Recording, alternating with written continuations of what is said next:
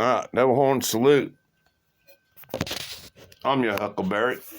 That's right, I'm your Huckleberry. Hit my like and subscribe, Huckleberries. Thank you for watching. Those of you that don't know who the fuck I am, I'm Al 420 Kushman. You might find me on the morning show, Good Morning AM or Good Morning Brunch, but I've had a really bad day today.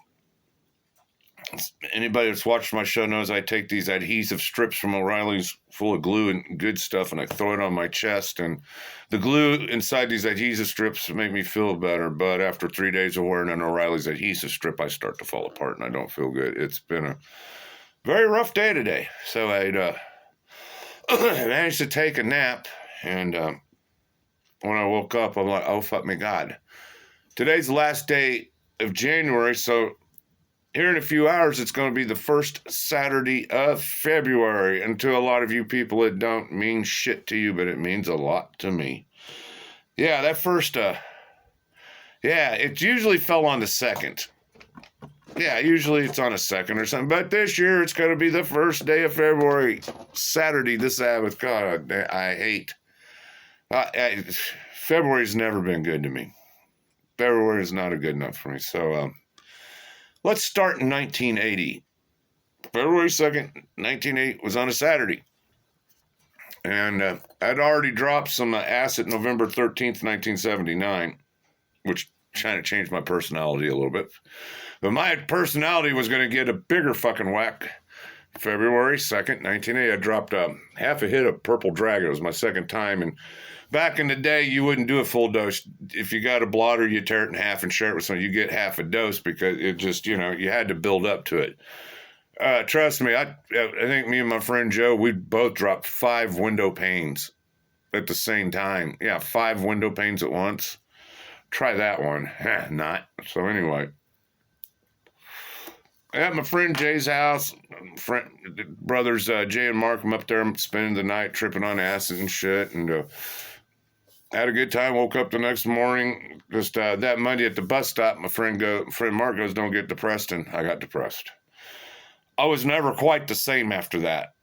So every February, that first Saturday, it's like, yeah, I dropped acid, and I've never really been me since. What's up, Foxy Roxy? Yeah, sweetie.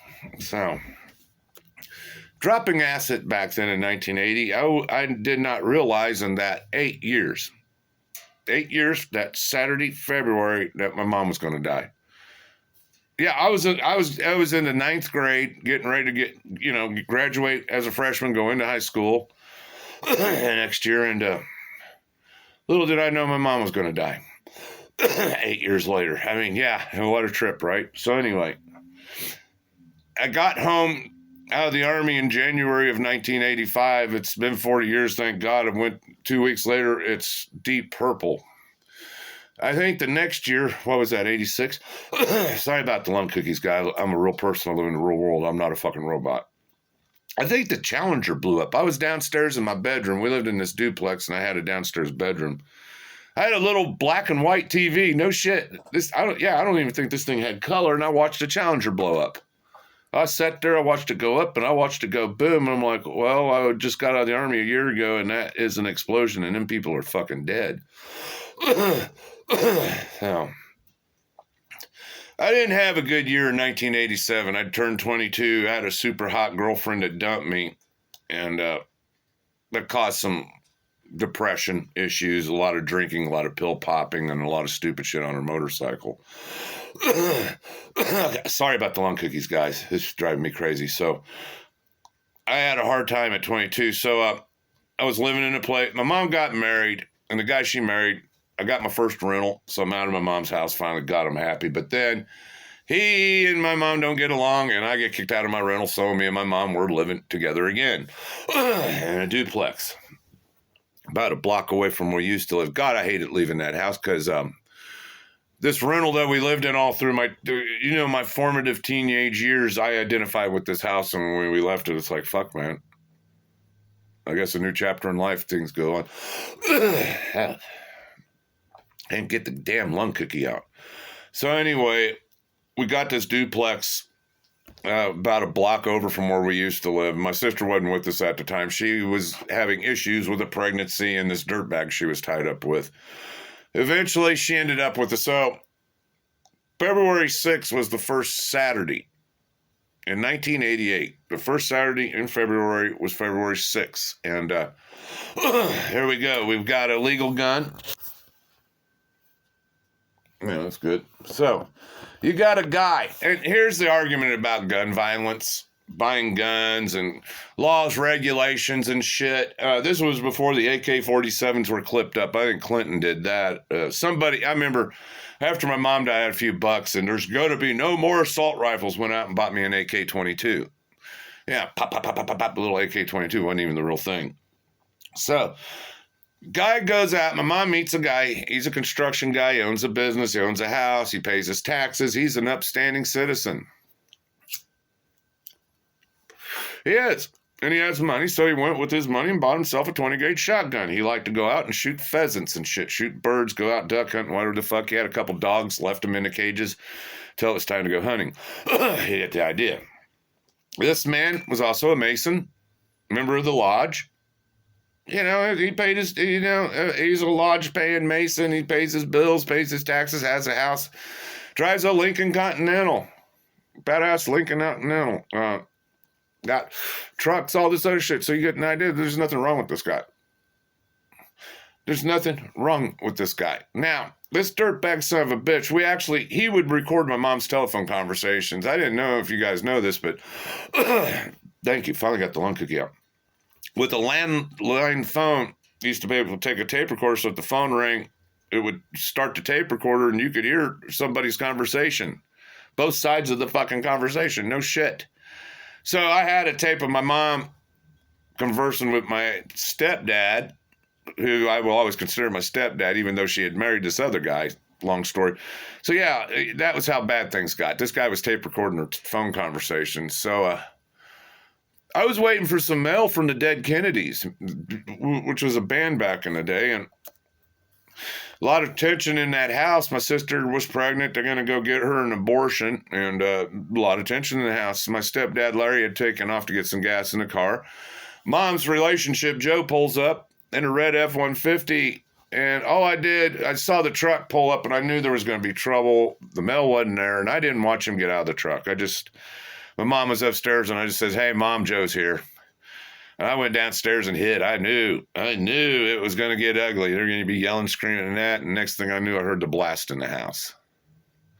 So a guy, he's a Mason. He pays his taxes. He owns a construction company, has a house, has a nice Lincoln car, a couple trucks. Outstanding guy. He bought legally. He went in. He purchased his fucking 20-gauge shotgun. He passed a background check. He did everything legal. It was legally bought, background checks, everything. They're always going, tougher background checks. Fuck that. Fuck that. I think reasonable Americans should own reasonable firearms. I said reasonable firearms. Not every American is reasonable anymore. More of us are immature, and I think, too, we should raise the gun age to 21. You need to be 21 to buy a fucking gun. Period, explanation, because at 8, you're still too stupid and dumb and young. Shouldn't own one. You're not mature. The people have showed their level of maturity now with firearms. They don't have it. I don't know how many times I've seen some stupid motherfucker with a handgun in his pocket blowing his fucking shit off because it ain't on safety. He don't even have it in a holster, it's just in his fucking pants pocket. Boom. Stupid shit. Stupid shit. No, we have the right to protect ourselves. We do. I have the right to bear arms, I believe. If I'm going into an environment that I don't feel safe and comfortable in, and you're threatening me and my old lady, I want to be able to back it up. So, yeah, I got a little 38 snub. Now, granted, here in my house, I really need a shotgun, but still, better than nothing. And if I have to pull that snub on you, you're way too close for my comfort. Yeah, it's a close quarters combat weapon. Explanation, like a Derringer. It's for close quarters combat. Now, I watched on Salty Cracker a home intruder come in. The guy's watching this thing. He's got everything on camera, so he's watching. He knows where the guy is. The guy comes up to the upstairs bedroom where this guy and his girlfriend is, and he starts shooting. I guess the guy ended up getting shot in the foot, shot in the shoulder. Girlfriend ended up getting shot in the leg, and it went up must have followed a bone and went out through a lung and a chest anyway, and she was in critical condition last I heard. The bad guy, he ended up getting shot in the leg, and they showed the door camera where he's falling out of the fucking house. So, I'm kind of anti-gun.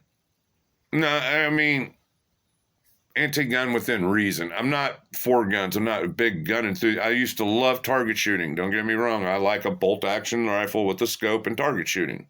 I'm a reasonable, responsible adult target shooting. I'm not here robbing stores. I'm not spraying intersections. I'm not shooting. I'm just target shooting. I would love nothing more to I can't shoot no more because of my shoulder, but I'd love nothing more to go out to a rifle range and shoot again, just target shooting.